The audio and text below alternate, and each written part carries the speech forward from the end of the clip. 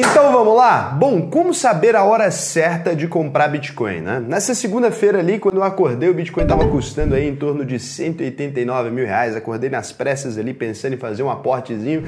Poucas horinhas depois, 191 mil. Pouco tempo depois, 193 mil. Se a gente compara com outubro ali, tá uma verdadeira pechincha, né? Em outubro tava 42,62% mais caro. Então a gente tá com um desconto aí em relação a outubro de 2021, que foi logo agora, muito grande. Mais de 148 mil reais por cada Bitcoin. Um Bitcoin aí hoje, dinheiro atual aí, agora, tá custando 198.476 reais e 44 centavos no momento que vos gravo, né? A cotação do Bitcoin é mais incerto que o coração da morena, aquela coisa que ninguém nunca sabe bem o que tá passando por ali, né? Cabeça de mulher é um negócio que só elas entendem. Então, o que funciona aqui? A gente observando para esses números aqui, a gente pensa, putz, é uma oportunidade. E aí as pessoas me perguntaram, né, Raul, como é que a gente sabe a hora certa ali da gente comprar um Bitcoin, né, que tá no momento? Um Bitcoin não, você pode comprar qualquer fração de Bitcoin aí que faz todo sentido para você. Mas então, é sobre isso que a gente vai falar hoje. Vou te mostrar um indicador aí que você pode utilizar para comprar Bitcoin. Não na hora certa exata, porque isso não existe, mas em momentos onde faça sentido. E você vai entender a jogada aqui, que a gente vai ser bem abrangente com relação a isso. Antes de mais nada, quem é um Sardinha Raiz, já vai deixar aquele like na confiança, você sabe que o vídeo vai ser bom. E se você não é um Sardinha Raiz ainda, ó, pera aí, relaxa, você não precisa deixar o seu like ainda, deixa para deixar o seu like se o vídeo te agregar, te der alguma informação de alguma forma.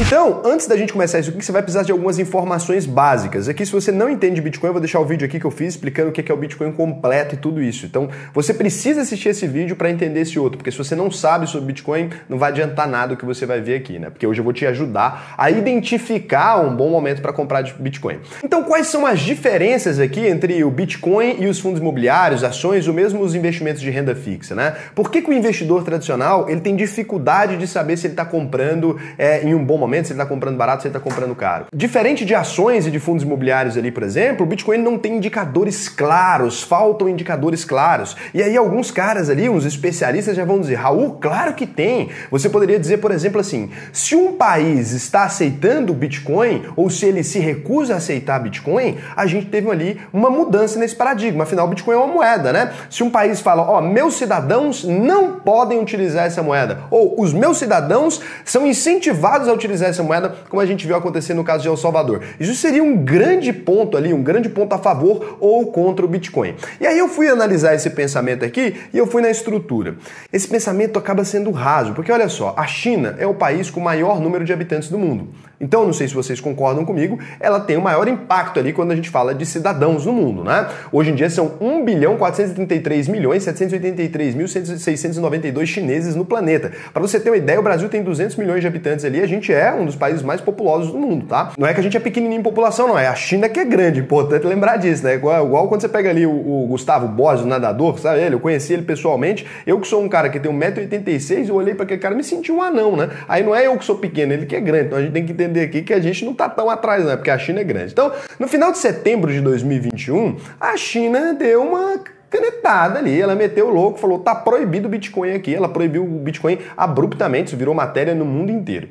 E aí nesse momento, o que você pensa que aconteceu? O maior país do mundo, um país inclusive que consegue controlar bem a população, porque na China a internet é controlada, Google é controlada e tudo, proíbe Bitcoin. Seria um grande motivo ali para todo mundo pegar e falar, putz, vamos pôr o pé atrás aqui, porque tinha muita gente que tinha Bitcoin na China, era uma população que usava muito Bitcoin, e aí de repente, só que hoje muito assim, né, a população mundial inteira só tem 2% de pessoas tem Bitcoin, mas era um grande evento, né? Se a gente observasse aquilo ali. E aí todo mundo ficou assim, pá. Só que, quando um país proíbe o Bitcoin, não necessariamente ele consegue impedir o uso. Então não significa nada. A proibição é simplesmente falar assim, olha, não pode fazer tal coisa, mas não significa nada. Ele só disse que não pode. E aí, se você tem dúvidas, né, é só você comparar qualquer coisa que é proibida aí no Brasil e você vai ver que está vendendo aos montes, né? Na verdade, a proibição de algumas coisas, ela simplesmente não funciona. Se a sociedade não proibiu isso por conta própria, né? Então, assim, tem coisa que funciona porque a sociedade concorda. Você fala assim, putz, ela não pode bater nas pessoas. Todo mundo concorda com isso, então ninguém quer bater nas pessoas, é um ou outro doido que vai querer bater nas pessoas, a polícia consegue prender ele ali. Agora, se o presidente da República amanhã falar, ó, não pode mais comer carne, Putz, eu duvido que as pessoas vão obedecer, né? Vai ter um laudo ali falando que não pode comer carne, vai estar o pessoal fazendo churrasco com a foto do laudo no fundo. Como é que vai prender esse tanto de gente? Então, é basicamente isso aqui que a gente vê. Então, na hora que proibiu ali, as pessoas ficaram com esse medinho, muita gente chegou a fazer vídeo, né? Falando, acabou, o Bitcoin agora vai ter problemas e tal. O que a gente viu foi uma alta, 29 de setembro a 20 de outubro, um mês ali mais ou menos, a gente teve uma alta de 64% no valor do Bitcoin. O pessoal tocou foda-se. O Bitcoin, inclusive, estava sofrendo um revés ali desde o começo do ano. Ele teve uma recuperação depois da China divulgar que não aceitaria mais nem o Bitcoin, nem os mineradores. Aqui vem um grande ponto para você que viu outro vídeo, você está sabendo, os mineradores são os caras que mantêm o sistema ali do Bitcoin, né? E aí, cara, você pensa, tudo bem, mas a China não era importante para o Bitcoin. E é aqui que você se engana. A China já chegou a ter 75% de todos os mineradores, ou seja, desse pessoal que mantinha o sistema do Bitcoin ali dentro do seu território. Dos recursos de mineração, né? Não 75% das pessoas, dos recursos, dos computadores e tal. Hoje ela tem zero, não significou absolutamente nada. Os Estados Unidos foi tomando de conta do lugar ali, viram uma oportunidade, a Rússia também cresceu na curva, dividiu por outros países e a coisa continuou normal. Então eu diria para você que é correto afirmar que a proibição dos países com relação ao Bitcoin foi testada no maior país do mundo em população, na segunda maior economia do mundo, e ela não refletiu em absolutamente nada. Você concorda que um país igual o Brasil, que nem é tão relevante populacionalmente, não é tão relevante economicamente também, proibindo, por exemplo, não significaria lá grandes coisas? Da mesma maneira que El Salvador aceitando não significou lá grandes coisas, né? A não ser que seja um gesto bonito. Então, é só isso. Então aqui a gente percebe que esse indicador que as pessoas costumam utilizar, operar essas notícias ali, querer comprar e vender com base em noticiazinha, na prática se mostra como um grande engodo, um grande esparramado de engodos aqui. E aí você vai me falar, Raul, cara, se isso não serve, né? Que isso aqui era o parâmetro que eu tinha na minha cabeça. Eu tava aqui junto com essas pessoas. A empresa tal aceita Bitcoin, eu compro, a empresa tal recusa Bitcoin, eu vendo. Então, se você estava nessa, o que a gente pode utilizar então? Aqui eu vou te lembrar da aula 1 de economia do planeta, né? A aula 0, aquela aula que você já sabe. O que controla o preço de qualquer coisa descentralizada? Porque o Bitcoin não tem uma entidade reguladora dele, né? Ele é livre, ninguém controla, não tem uma empresa por trás, não tem nada. Por isso que é importante ver outro vídeo, né? Senão você não vai entender nada do que eu tô falando aqui. Então, isso significa que não existe nenhuma organização, nenhum nada que controla o Bitcoin. O que controla ele é a primeira regra do mundo. Oferta versus valor. Aqui nessa cruzinha você vê aqui, fica tranquilo, não tem nada a ver com matemática, não. Eu só usei a cruzinha aqui para facilitar a sua vida. Então você vê na vertical o campo de preço, você vê na horizontal o campo quantidade e você vê ali nas paralelas ali se cruzando entre si oferta e demanda, escrita ali as palavras.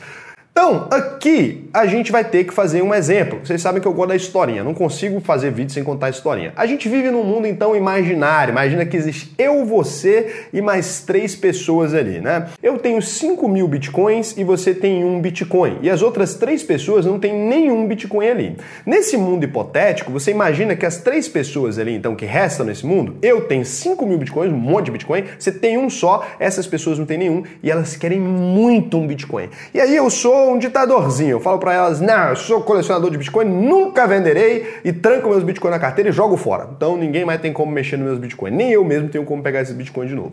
Sendo assim, existem agora 3 compradores de Bitcoin, eu que não quero porque tenho um monte de Bitcoin e joguei minha chave fora, e você é o único que tem Bitcoin ali. Se uma pessoa chega pra você nesse mundo hipotético e te oferece 50 mil, imagina que nesse mundo hipotético 50 mil compra uma casa. Você vai pegar e dar aquela balançada, você fala, cara, não, só tem esse Bitcoin aqui, tá todo mundo querendo, eu vou ficar com ele pra mim, eu também quero ele. Então, mesmo que você negue ali, pode vir outra pessoa e falar pra você, 150 milzinho aí, você compra 3 casas e tal. Você vai falar, não, cara, não quero. E aí imagina que essas pessoas ali, cada uma delas tem um nível diferente de renda, mas são todas ricas ali, menos você. Você tem o Bitcoin, mas não tem dinheiro, né? Porque a gente precisa do mundo hipotético aqui pra vocês entenderem como funciona. Vai chegar em algum lugar, vai chegar em algum lugar. Desculpa aí pela história, mas vai chegar.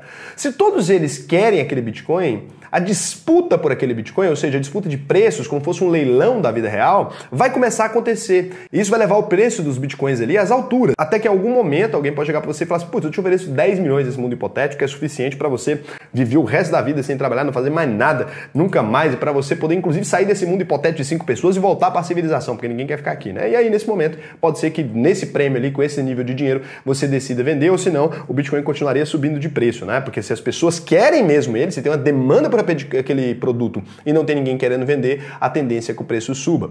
Isso é assim, por isso que a gente usa aquela frase, vender água no deserto. Por que vender água no deserto dá dinheiro, teoricamente, né? Porque não tem água ali e tem gente com sede. Então, por isso que funcionaria vender água no deserto. E você já passou por isso. Sabe aquela armadilha que você cai com seu amigo? Você entra pra dentro de uma balada, lá dentro tem um único bar. E ali a cerveja é cara. Porque ele controlou a oferta, só ele tem a oferta ali e você está dentro daquela balada, então você tem que pagar o preço que ele quiser. Sacou? Então você está acostumado com a lei de oferta e demanda a vida inteira, isso aqui foi só um exemplo. Agora imagina o cenário B ali então, para a gente deixar claro. Eu tenho 5.000 bitcoins ali e existem mais 4 pessoas no mundo fora eu, nosso mesmo mundo hipotético. Então eu, você e mais 3 pessoas ali da mesma forma. Dessas pessoas ali, imagina que só existe você que tem interesse por esse bitcoin. Então eu tenho 5.000 e só tem você ali que quer comprar, né? Então assim, ninguém mais quer os bitcoins, eu tenho um monte de bitcoin, eu não tenho o que fazer com esse tanto de bitcoin, tem ninguém querendo comprar, só você. Nesse caso ali, existem mais de 1.000 bitcoins por habitante daquele país. Então imagina que não é uma coisa escassa, né? Existe ali um mundo com 1.000 bitcoins desse para cada um e ninguém quer ele. Então assim, não é nada escasso. Nesse caso ali, não é nada escasso, tem muito Bitcoin e tem pouca gente interessada. Aí mudou de figura. A quantidade fica muito grande e a demanda muito baixa. Onde é que vai o nosso preço? Olha lá, ó. Lembra que a curva do preço é o vertical ali. A quantidade está no máximo. Se não tem demanda, se a demanda está baixa, olha só, então a demanda está ali na baixa e também a quantidade é muito alta. Então nesse ponto ali, a gente tem o pior preço possível, né? A gente tem o preço mais baixo possível e a tendência inclusive é que tenda a zero nesse exemplo hipotético ali, porque se ninguém quer comprar só você, depois que eu te vender uma ali, acabou, né? Se só você quer comprar, não vai adiantar muita coisa, porque eu tenho muito e só tem 5 pessoas, só tem 4 pessoas no mundo e só você quer comprar. Então eu tenho muito Bitcoin, eu vou ficar com meus Bitcoin ali, a tendência é essa, ou vou vender ele a preço de nada, por 1 centavo ali em algum momento eu teria que vender, porque não vai me significar nada, não vou fazer nada com isso, já que não tem ninguém interessado. O ser humano só quer aquilo que os outros querem também, aí que tá o jogo. Então qual foi a diferença nesses dois cenários, né? No exemplo B aqui, a gente percebeu que o preço vai lá para baixo por causa da quantidade e da demanda baixa. No exemplo A, existiam 3 pessoas querendo comprar, mais você que também tinha interesse em Bitcoin. Naquele mundo eu também tinha interesse em Bitcoin, eu só não queria vender o meu para ninguém e todo mundo tinha ali. Então a demanda era altíssima, todo mundo queria ter ali, a demanda era altíssima e só você tinha um que realmente pudesse vender. Nesse caso, a quantidade de Bitcoin estava aqui próxima do zero, olha lá, ó. Então a curva de quantidade ali, que é a fila horizontal, ela estava bem próxima do zero, só tinha pouquíssimas quantidades ali disponíveis no mercado. E o preço delas, então, foi lá para cima. Por quê? Porque a demanda estava lá em alta. Então, ó lá, tá no pico da demanda, ó. Muita demanda, o preço começa a ficar elevadíssimo porque a quantidade é pequena. Sacou? Esse é o ponto. Quando a gente chega no encontro perfeito de oferta e demanda, a gente chega no ponto de equilíbrio. Por exemplo, tem 100 cervejas ali, tem 100 pessoas querendo cervejas e todas elas estão dispostas a pagar X, daí chegou no preço, tá? Isso é só para simplificar para vocês entenderem. Então é por isso que o preço vai às alturas. Todos os preços do planeta, eles são formados assim. Então, não só do Bitcoin, mas como todos os outros preços do planeta que não tem interferência. Só não são formados assim aqueles preços que são controlados de forma artificial. Então se você baixa uma lei e fala, ó, só pode vender água agora por X, aí só vai poder vender água por X. Se não, todos os preços são controlados por oferta e demanda. Raul, ser controlado por oferta e demanda é um ponto positivo ou negativo? Cara, depende. Tem gente que vai defender para você que quando a gente deixa o mercado controlar a oferta e a demanda de qualquer produto, o que a gente vai ver ali é talvez as pessoas que tenham mais desse produto recusando-se a vender, por exemplo, para subir o preço. Por exemplo, dizem que os vendedores de diamante fazem isso. Eles têm muito mais diamante do que deveria ter no mercado de verdade, então eles vão controlando ali, ó, aos poucos. Eles esperam o mercado absorver para sempre vender diamante caro. O petróleo, a gente sabe publicamente que é feito assim. Então a OPEP, né, que é a reunião dos países exportadores de petróleo ali, né, ela se junta, eles sentam numa mesa e eles falam assim, ó, você vai produzir tanto, eu vou produzir tanto, para o preço não abaixar de uma vez.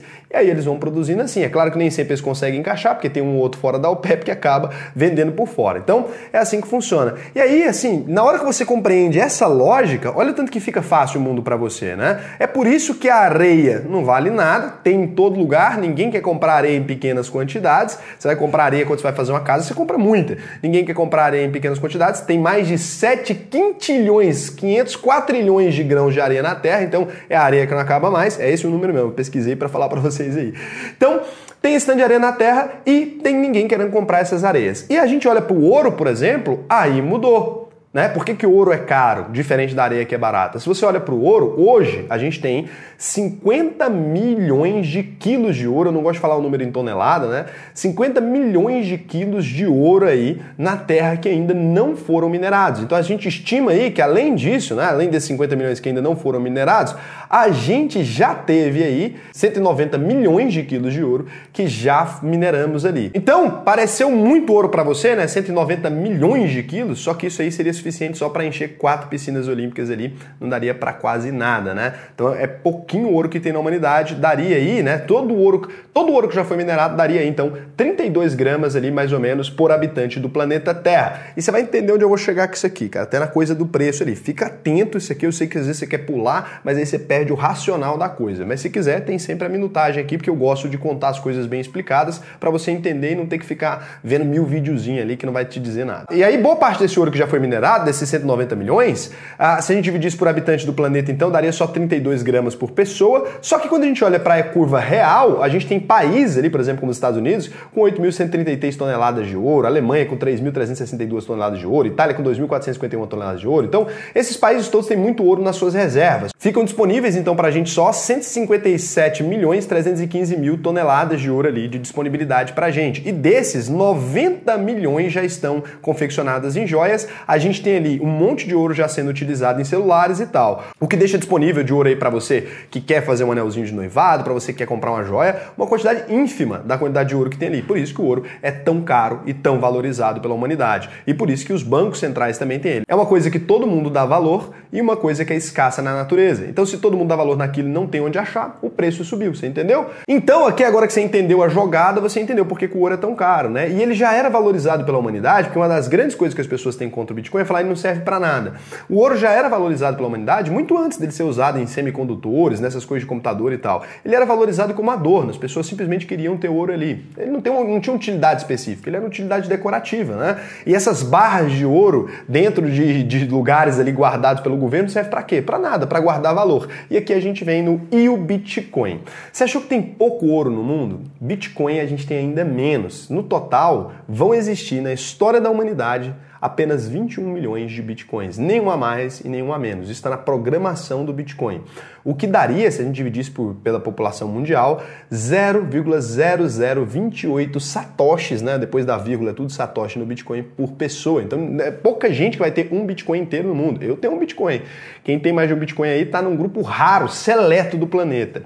E de 2008 até aqui, se você vê, olha só, isso aqui é a pesquisa do Google, né? Olha o quanto está aumentando o interesse pelo Bitcoin. Tem picos quando o Bitcoin se valoriza demais, mas está sempre numa curva crescente de interesse. Entre os países ali que mais utilizam a moeda no mundo, eu duvido, pausa o vídeo, eu duvido que você acerta qual é o país que mais tem Bitcoin no mundo. Comenta seu palpite, sério mesmo, você pode comentar para mim o seu palpite que você vai errar. Quem falar que acertou é mentiroso. A Nigéria é o país que tem mais pessoas que utilizam Bitcoin no mundo, então eles têm 206 milhões de habitantes ali, né? 32% dos nigerianos usam Bitcoin, ou seja, 67 milhões e 980 mil pessoas. E aí você pensa assim, cara, por que a Nigéria é o país que mais utiliza Bitcoin no mundo? Porque a moeda da Nigéria teve um problema gravíssimo e começou a se desvalorizar. E assim, eles descobriram o Bitcoin ali. E aqui você vê os países que mais usam Bitcoin, né? Depois você tem o Vietnã, depois tem as Filipinas, você tem a Turquia, o Peru, você tem aí a Suíça, né? Você tem a Índia. A China continua com muitos usuários, mesmo depois da proibição, ainda tem gente movimentando essas carteiras por lá. O governo não conseguiu boicotar completamente a coisa. E aí a gente tem a Alemanha e aí a gente tem o Japão. Só que, é claro, as pessoas utilizam VPN, então a gente não tem como mais ver a estatística de chineses mesmo, porque é proibido. Então, oficialmente, não tem ninguém usando Bitcoin, mas aí o pessoal conecta na internet de outro país por meio de um VPN e consegue trocar ali Bitcoins tranquilamente. Qual que é o efeito que pode puxar ainda mais essa tendência de valorização do Bitcoin? A inflação das moedas. E aí, quando você olha, todas as moedas do mundo, elas são inflacionárias, porque o governo imprime mais moeda, aumentando a quantidade de moeda na economia.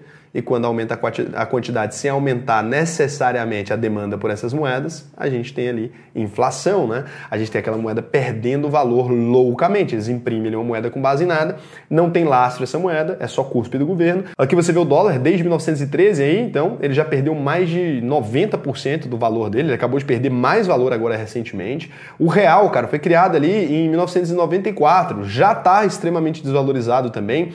O que R$100 comprava lá nessa ilustração aqui mais de 2021 estava comprando ali R$14,94, então o poder de compra de R$100 virou R$14, e a gente vê a maior parte das moedas do mundo sendo inflacionárias, então a gente tem uma tendência que cada vez mais pessoas descubram o Bitcoin para fugir dessa tendência, assim como a gente viu na Nigéria ali. Quanto mais grave a situação de um país, maior a tendência da população começar a adotar o Bitcoin para se proteger. E lá na Nigéria também o governo tenta reagir, né? Porque o governo quer o controle em cima da população. Então por isso que a tendência do Bitcoin, além de ser de cada vez mais pessoas demandarem por ele, ela pode ser ajudada pelos países estarem desvalorizando as moedas. Então, todo evento que faz os países desvalorizarem as moedas acaba fazendo também o Bitcoin crescer. Qual que é a hora certa de comprar Bitcoin? Eu sei que você já pulou para esse momento do vídeo, talvez. Então, beleza. Então, apesar dessa tendência, né, que a gente observou, ninguém quer ali ficar comprando Bitcoin para cima do preço. O que a gente quer, né? Saber se está na hora de comprar ou não. Como o Bitcoin é controlado aí exclusivamente pelas regras de mercado, quanto mais o preço sobe ali, mais pessoas se interessam por ele. Quando você ouve notícias, fulano ficou rico com Bitcoin, você vai querer comprar ou vai querer vender? As pessoas querem comprar. Quando você vê, fulano perdeu 100 mil com Bitcoin, você vai falar, você quer comprar ou quer vender? Você quer vender, você não quer ter Bitcoin, né? E nem ele quer ter Bitcoin mais.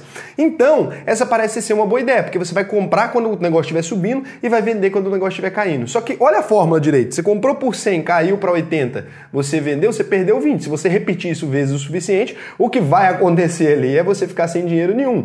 Então, o que você precisa fazer é comprar quando as pessoas estiverem com medo e manter ali esses Bitcoins para quando estiver tudo bem. Raul, por que manter, né? Seria a técnica aqui, então, seria comprar no fundo, né, e vender na alta, que seria incrível. Pois é, só que a gente nunca sabe qual vai ser o limite da alta de Bitcoin. Se existe uma tendência de longo prazo do Bitcoin subir cada vez mais ele vai ter dificuldade para voltar para aqueles pontos mais baixos. Então, se você analisar o passado, você vai ver que o Bitcoin já custou $1. Hoje em dia ele não volta mais a pingar naquele lugar. Então, se você for tentando vender na alta ali, depois você pode não conseguir comprar mais na hora que ele cair no fundo. Por quê? Porque esses ciclos vão acontecer e aos poucos você vai ficar cada vez mais espremido dentro desse ciclo e vai perder essa tendência de alta. Então isso aqui é muito bom para você enxergar a tentativa de comprar ele pelo menor preço. Mas é muito ruim se você tentar usar para vender no maior preço ali. Por quê? Porque o maior preço ele pode ser redefinido todos os dias. O menor é sempre 100. Por exemplo, uma coisa só pode cair 100%. Não tem como você ficar endividado, né? O Bitcoin sumir da sua mão, ele ficar negativo.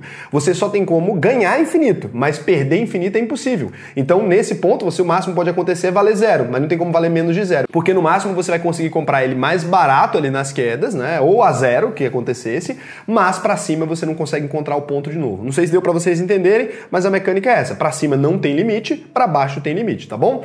Então, como a gente percebe que ao longo prazo ele é deflacionário, a tendência é que fique cada vez mais difícil encontrar os pontos. E aí, cara, tem uma alma abençoada que criou aqui um indicador maravilhoso. É o Fear Index and Greed, tá? O que significa isso, né? Indicador de medo e ganância. Então esse indicador ali, ele é tipo um velocímetro que ele vai ali de 0 a 100 pontos e quanto mais vermelho ele está ali, com mais medo o mercado tá. Então aqui a gente tem, now, né? Hoje, por exemplo, aqui no dia 10 de março, eles fizeram um update, a gente observa que tá num medo. Não tá no medo absurdo, tá no medo ali de 28. E se você observa, caiu 6% hoje o Bitcoin. Por quê? Porque as pessoas estão com medo. Se tivesse com extremo medo, poderia cair até mais. E quando as pessoas estão sem medo, na semana passada, por exemplo, quando começou a subir, eles estavam ali sem medo, estavam com um medinho. 39 ali. E ainda tem o neutro, que é quando ele está amarelo ali. Então, se esse negócio estiver amarelo ou verde, significa que a ganância das pessoas, quando ele está verde, significa que a ganância das pessoas está maior. Quando ele está amarelo, ele está neutro. Quando ele está vermelho ou laranjado, indo para vermelho,